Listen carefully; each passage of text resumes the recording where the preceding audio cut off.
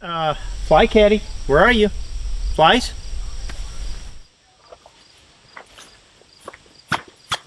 Yo, somebody yell for flies? Got a fly. Who wants a fly?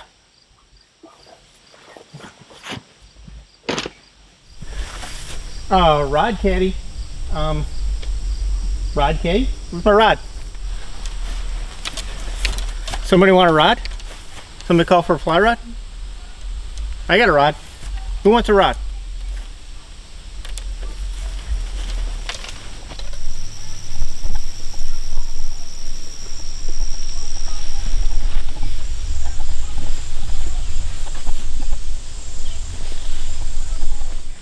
Alright, we're going to do a classic gear dump, especially like if you do any of the outdoor hunting videos, YouTube channels. This time of year everybody's doing a gear dump, so we're going to jump on that bandwagon. We don't have tents and camping gear, but as you can tell we got a pile of stuff here anyways. So I'm going to go through the fly boxes we're going to be using, reels, fly lines, bags, everything that we carry, and just show you how we kind of set ourselves up during the salmon season, and talk about how we set the rods up, organize our flies, organize our gear, and at least start the season out organized, that is, and go from there.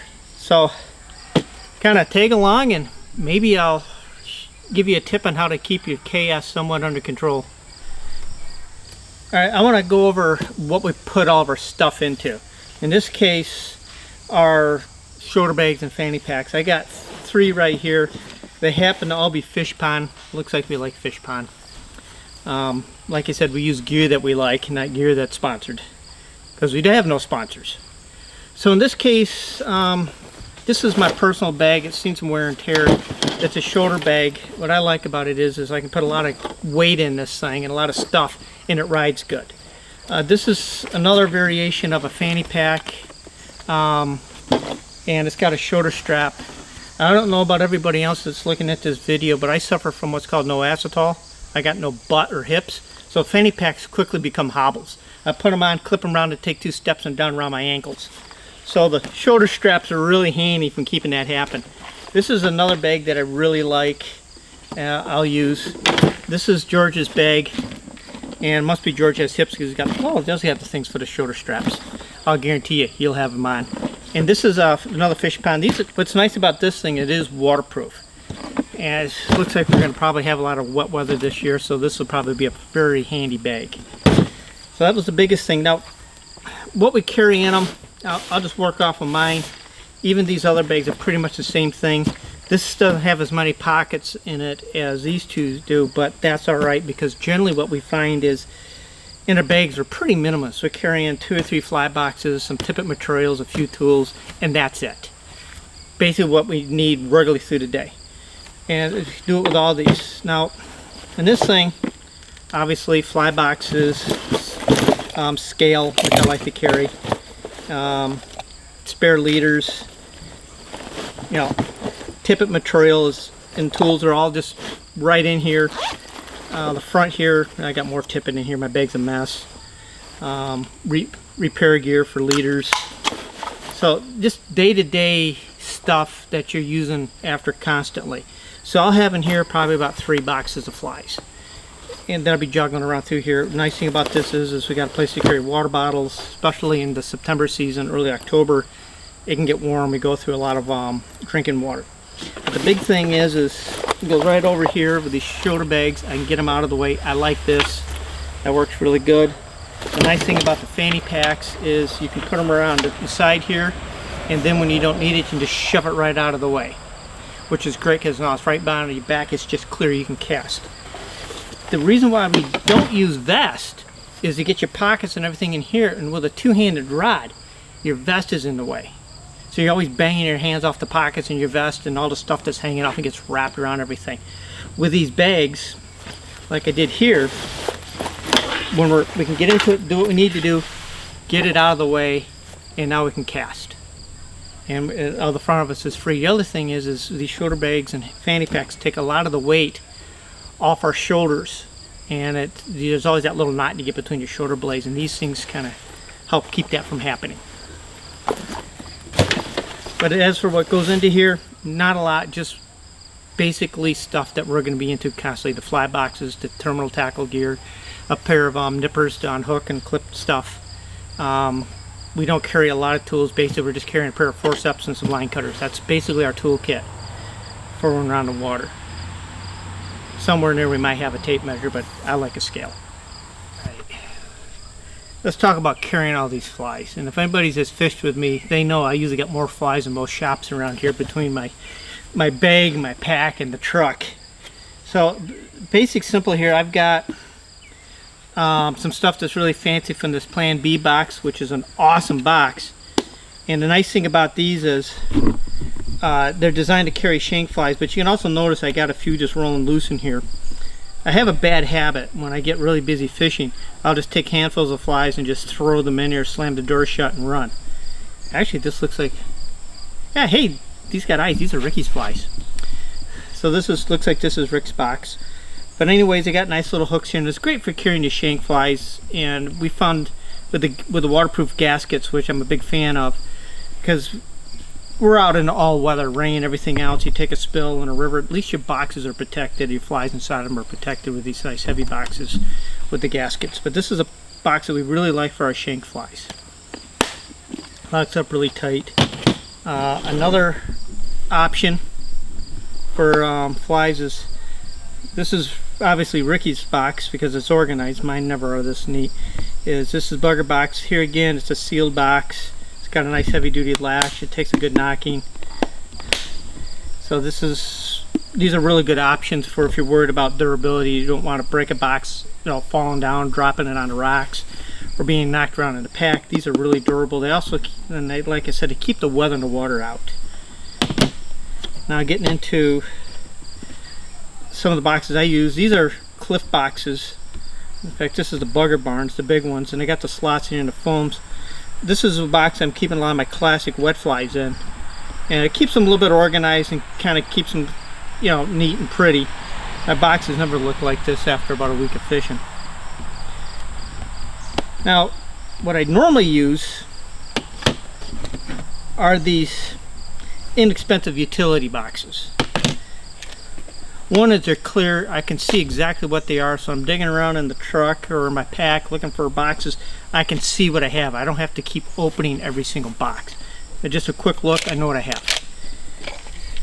With the compartments in here, and to be perfectly honest with you, when we get operating a lot, and it's a guide's life issue. We need a bunch of flies. We got to get organized in the morning. I go to my surplus box, grab handfuls. I'm not going to be all that anal about matching up all the colors and sizes. I'm just going to shove a handful in here, spread them out enough so I can get the box shut, and I'm just gone. So these utility boxes work pretty good. I mean, they can be as inexpensive in a hardware store as these things. The problem with them is they're not sealed, they're not durable, they do break, water gets into them, so you got to remember to open them up and dry them out on the end of the day. And of course, I just showed you what we do with bulk storage, Plano boxes. This is what we'll keep in the truck, or maybe we'll put a box of this stuff, a nice mix box that we'll put in the backpack. So if we're running around and we want to do some experimenting, or we got a hot color or a hot pattern, and I need more, we'll have them in a surplus box in the backpack. But just as generally what I do for bulk storage for my flies. And just grab them, get them out of there. When you're fishing every day, you don't want to tie flies the next day. So this is a great way. If you're coming up for 3 or 4 days of fishing, generally you'll quickly find out it sucks to have to tie flies on the end of the day. So this is a great way to, and you're prepping for your trip, which is always a lot of fun. You can tie flies and getting ready for it, put them into these big Plano boxes, then you have them all stored ready to go, somewhat organized, and then you can just fill your boxes out of this as you go through your trip, and you don't have to be doing much other than maybe some experimental tying on the end of the night, which is always a lot of fun.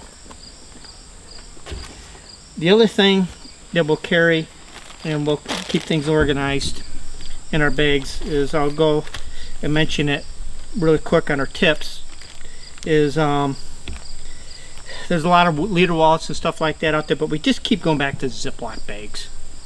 We can put all of our sink tips and stuff like that, then that'll go right into our bags here, or in this case bulk with a bunch of spares will go into the backpack. So I'll have one Ziploc bag that'll have the tips that I know I'm going to be using regularly, a couple sink rates, maybe a spare floater, right in the pouch right here I can grab quick, and then a bunch of spare bulk, heavier tips, way lighter tips to kind of bracket what I'm been working with, and that'll be carried in the backpack. And like I said, we use very fancy, very expensive leader wallets called Ziplocs. All right, you heard me mention earlier some of the packs that we carry. This is Ricky's. It's basically, you're going to see a theme of packs that we use. Basically dry bags with shorter straps.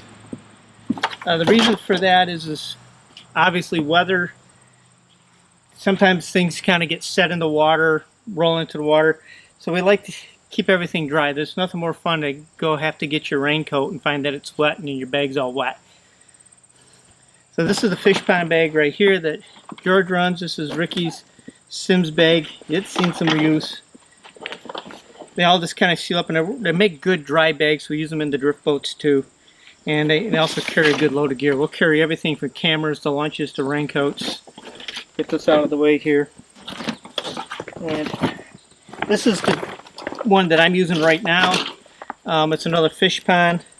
Like you can see, the tops roll up really good, seal up, make a good dry bag. This has an external pocket zipper that I never use.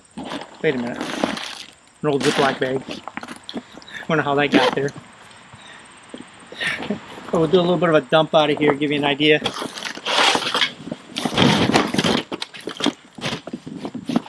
There. This is called a gear dump. Obviously a raincoat. Geez, more sink tips. Surprise. But in this case, you know, I got spare tips, floating tips, everything else. Just have it just in case. More fly boxes. Like I said earlier, you know, I'll carry a bunch of, in this case, I got my little, this is my Plan D box with a bunch of shank stuff, so it's for experimental flies. More willy buggers and experimental flies, more experimental flies that I'll carry with me. Sometimes in the bag I'll have one of these things in here. Like I mentioned earlier, more flies on hand. Obviously water. And a couple bottles of water. Raincoat, I don't have sitting in here. Usually I carry some food, a spare spool of tippet, maybe a few extra liters. Will all just be shoved into here. One of the things you want to be careful is with these things is you can just think of all sorts of stuff you have to have that you don't use, and next thing you know you're carrying 30 pounds of extra weight. So be a little bit mindful about what goes into here and try to keep the weight down as much as possible and just be reasonable, because the less weight you carry, the longer you're going to last on the water during the day. This is also what often we'll do with these bags too, is when we get to where we're going to fish, we'll just stash them on the riverbank and try to remember to pick them up when we move on. The other thing I'll do that I happen to have in here is I'll sometimes carry a medium backpacking bag, medium size. In this case, I got an Osprey backpack, regular hiking backpack that I'll use. I'll shove everything in there, the food and clothes. Especially when the weather's hot and dry, I can carry a lot of extra water very comfortably because it's got a good waist belt and a good strap system. The problem with these things is they're not the most comfortable bags to carry with a lot of weight in them. So that's why you also want to keep the weight down on these things, so they can be pretty rough on your shoulders. The waist belts, I don't usually use it because it's not all that good. So I'll use a regular internal frame pack especially when it's hot and I'm carrying a lot of water. So that's what we do for bags, for backpacks. All right, let's talk about rods and reels. We'll start out with reels. This happens to be George's new Hardy reel. So we're going to put it through the paces, especially for salmon. You really want to have a reel that's got good bearings and a good disc drag, because these fish will just, especially our September salmon, can be really hot and real grumpy. So you want to have a good drag, a lot of adjustment, so you can go really light to real heavy and have a good internal drag system. The reason why I like the internal drag system, same thing with these Nautiluses, is it keeps the dirt out of them. With some, like my beloved Abels, they have an exposed drag. On the end of the day, I got to constantly clean them with the internal seal drags, it's just less stuff you have to do in the end of the day, and the drags last longer and they stay clean. So you want to have an internal drag system, and you want to have a nice clicky type drag thing so you know where you are in the drags setup. We'll go to the Nautilus here. This one's kind of pretty. You can see the different line colors in it. It's same thing. Big knob that we can grab a hold of. Internal drag systems for Chinooks. It really makes a big difference. Unlike on this rod right here, I've got a traditional click drag, which is great for steelhead, browns. But boy, you get into some of these early September salmon at water temperatures in the low 60s. This thing is going to sound like an air raid siren, which is cool, but you're also going to bang your knuckles off the knobs and burn your fingers trying to put pressure on the line and the spool with really hot fish. I've done it a lot, will do it, but you're going to pay a price on your fingers and knuckles and hands with these things. But make sure you get a good solid reel. In fact, last fall, there's one of my videos, I think in early salmon season, where one of these reels literally died in action. The spool fell right out of the frame. So Chinooks can be very hard on your gear, especially your reels. Now we'll go to moving right along. We'll just step right into it and we'll talk rods. In this case right here, I have a 11-foot. This happened to be a 7 weight because it's all bundled up nice, but 11-foot 8 weight is probably my ideal salmon rod. 11-foot switch rod 8. You can see I got a Nautilus on here, spooled up with a clutch. So this is my favorite. So I like to use for a switch rod for salmon. I'll reach back here and grab this thing. Come right back. This is a Temple Fork Outfitters Deer Creek. This is a 13-foot 7 weight. I'll probably be fishing a lot of 14-foot 9 weights this year with the big spades because the water's up. So I'll quite often, you know, we're running lower waters, 335, less waters, these 7 weights. 13 foots work great for the salmon. Obviously, I got a nice big Nautilus on here. If the water's really high, I might go to a 9 weight, but 7 to 9 weight for salmon and a 13 to 14 foot rod is a great spay rod. For salmon, 11-foot 8 weight switch rod works great in these conditions. Alright, let's talk about lining these rods. In this case, I'll use this rod for an example. Right now, at the moment, I got a sink tip on the end of this for a tip. But what we generally do with these things, and for the most part, is I like Skagit systems. And the reason why I like Skagit systems is because they're basically a multi-tool. They're easy to adjust. And what I do is I get to the end of this driver head out, as I'm not properly prepped for this part of the discussion. Here we go. This reel happens to be loaded up with mono running line, which is actually what was originally used when these guys were developing the Skagit system. But there's also a lot of other types of running line. This is a Rio grip shooter line that can be used. So there's a lot of different running lines. Quite often in the fall I use a more of a traditional fly line style running line. But in this case, on this reel, I went with a mono because the mono is it's line capacity. It's a little thinner. I can still have 150 yards of 30-pound backing and a whole probably 100 foot of this stuff. Now, it's a little bit slick to hang on to. It's a little tricky, but once you get used to it, it's not a problem to fish with. The other nice thing is because it's mono, the ends here get a little beat up. So what I do is I pull about 10 feet off and I cut it and I just put a new loop on it and just keep going. When it gets a little bit short, I take the rest of it off, replace it, and put this stuff into the leader tying kit. Nice bright leader butts.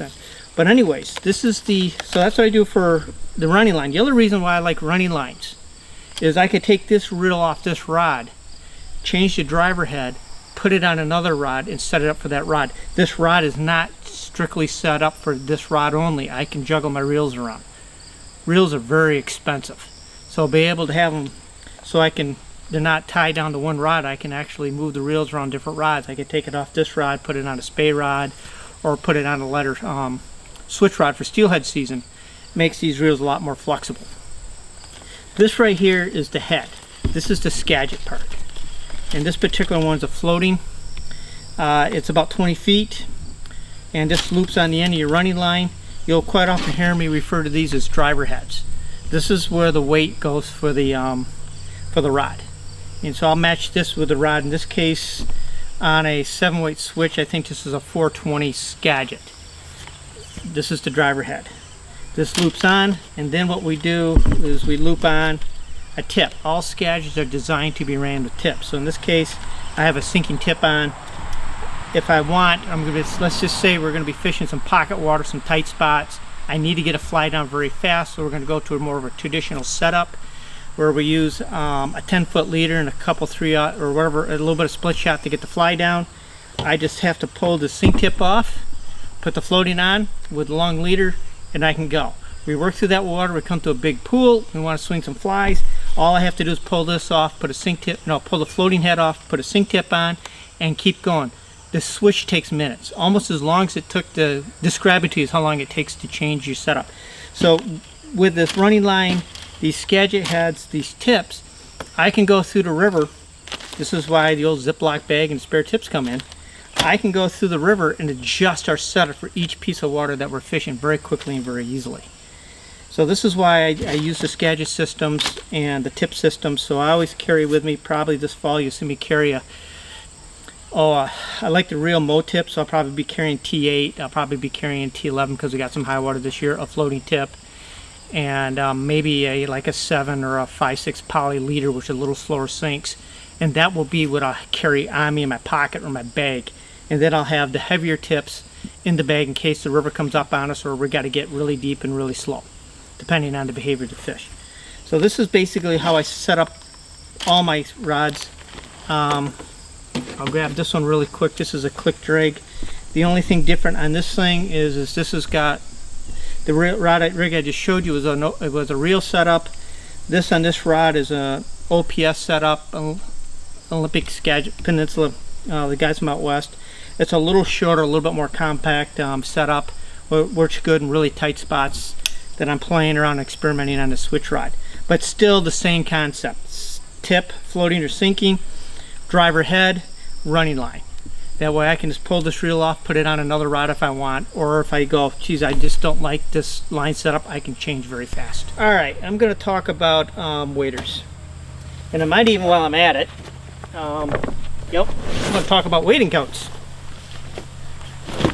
Anyways, we're on the Salmon River, and this is where we do our most of our, in fact, we do all of our salmon fishing on this river. We do a bunch of steelhead fishing. The Salmon River is a nasty river to wade. It is dangerous. It is dangerous even when we're at summer minimum flows, so you've got to be careful. So one of the things that we do is on all of our wading gear is we have spikes, some sort of spike. These are my wading shoes. These are some Sims. I think they're G4s. I really like this shoe. Actually, from all the wading shoes I've had so far, this has been the nicest pair. The issue with them is they are a nightmare to get your foot into. Once your foot's into them, all of a sudden it feels like you have your favorite hiking boot on. Great support, especially in tough rivers are miserable terrain to walk on, as you all know. So great support, great ankle support, very comfortable. It's just you kind of do a little bit of murmuring when you go to put your foot in, but I'll take that. On the bottom here, I got my spikes. In this case, what I have here is a Tungsten Spike, something I've been experimenting with. I've been very happy with. Sims puts out a carbide spike. There's a company that puts out carbide motorcycle spikes that we screw into the shoes. As you can tell, we use a lot of screw-ins. In this case, this is a rubber bottom. Felts are great too. In fact, the felts and the spikes is probably the best traction you're going to get in the river. The reason why I usually go with rubber and spikes is felt is not good on muddy trails, and spikes do not help you on muddy trails. All it does is leave some really cute little lines in the mud when you slip and fall on your butt.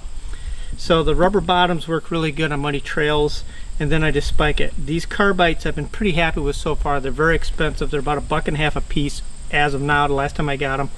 However, with the Sims hard bites, the high carbide motorcycle spikes, I get about 2 weeks off the motorcycle spikes and about 3 weeks of out of the Sims hard bites. These things I've been able to get a season. I can get through the fall. fishing campaign, and actually I get right through the spring, so I actually got a season out of these set of spikes, so I'm very thrilled with these carbites.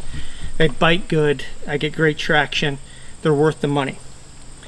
So this is what I'm running right now. If you come up for, let's say I'm going to fish the Salmon River for 3 days and that's my trip for the year, you can go to the hardware store, you can get some 1/4 little 1/4" spike, quarter drive, 1/8" thread, sheet metal screws, and they'll last 3 days and it'll work just fine. They're just really soft. Just mind you, after about 3 or 4 days they get rounded off and they're like walking on ball bearings.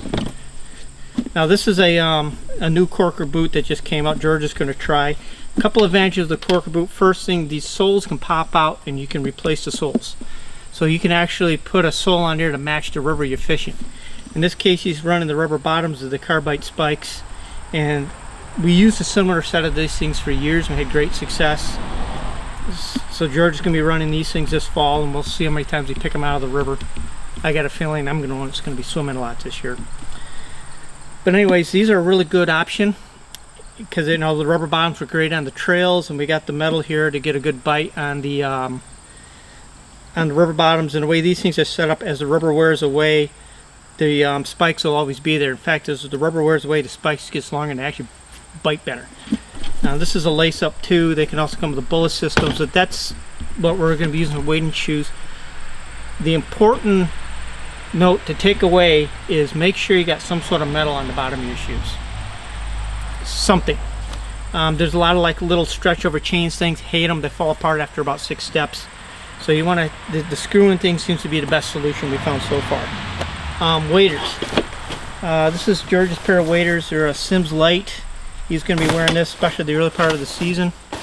It's nice and light. It's really comfortable. You'll find that we're Sims fans. Their stuff works and they take good care of it. It's expensive, but the stuff works, which is important. So it's going to be wearing them. I'm going to start the year out. These are a pair of G3s. I wore G3s for years and years and years and years and loved them. It's a little bit lighter, not as durable, not as heavily built, but I'm going to start out this year with the G3s just because of the heat and lightness. Then as things cool down, this is my old river worn, very experienced pair of G4s. It's not the ones with the zippers, but what I like about it is they got a couple extra layers of Gore-Tex. They're a lot more durable. They can hang up to the banging around we put them into, and some of the brush on the trails very well. So as things get a little bit more worn, I'll just probably shift over to my G4s, and I'll finish the season off with these things. But that's basically what we're doing. Now people ask if I like the waist highs. Waist highs are great, but what I can do is put these things on. I winch down the wading belts tight around my waist, and I just drop the shoulder straps over and just let everything fall down my waist. So that's my variation of a waist high. The reason for that is weather comes in, it starts to rain, I can pull the waist highs up, put the straps on. This is an older model Sims guide coat, Gore-Tex guide coat, and what's nice is I got the waders up underneath there. The guide coat hangs down below the top of the waders, and I'm basically waterproof.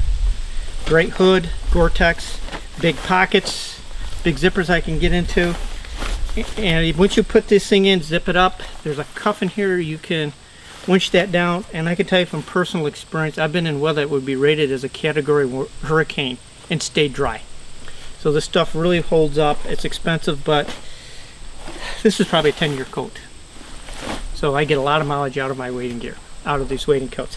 The nice thing about the big pockets is everything's tied down. You take your bag that could get wet, you put it into your dry bag, roll that up, you put a couple of boxes in here, flies, you put a spool of tippet, and you go fishing. And then everything's readily available. You can just fish right out of your pockets. You don't have to keep getting into your other bags and getting everything wet. So in wet weather, quite often you'll see me there and I'm just fishing out of the pockets out of these big, that's why I like these guide coats. And there's a G4 that I wear, that's great. It's got big pockets and I can just fish right out of that.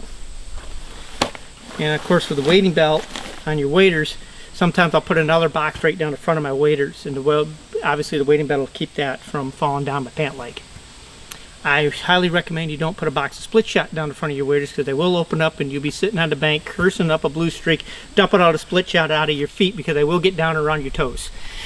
That is not a good time. I've been there a few times, and yeah, split shot finds a way to get under your feet in a hurry. and everybody be laughing at you while you're dumping all the split shot out of the leg of your waders. Well, that's what we're going to be running for waders this year, and like I said, just make sure you have some sort of metal on the bottom of your boots. Alright, we're going to close out the video here on our gear talk. I know I'm going to have a lot of questions, so just go down in the comments, ask your questions, and we'll try to answer them as quickly as we can, because we're going to start being on the water a lot. But as always, you can see the pile of gear there that we kind of sort through. What I showed you is a little bit over the top because we do a lot of guiding, but within that you could probably find some stuff that'll work good in your kit, that'll work good for you. This is just what we do, what works good for us, and hopefully you'll find some useful information in here. So thanks for watching, folks. Don't forget to hit that little subscribe button and remember that bell icon, because we got a lot of stuff coming this fall. So we're going to be on the water, we're going to be sending you a lot of content. So until next time, see you, folks. Somebody remember the box of black woolly buggers? This is Jay at JPEG Guides and Lost River Fishing. We are a year-round fly fishing catch and release guide service. We fish the Lake Ontario tributaries, and then during the spring and the summer we also fish the inland trout streams, classic dry fly fishing. During the heat of the summer we will do the warm water fishing for bass and pike. If you're interested in any of our outings or have any questions, please feel free to email us at fish@lostriversfishing.com. Hope to hear from you, and if you have any questions, feel free to contact us.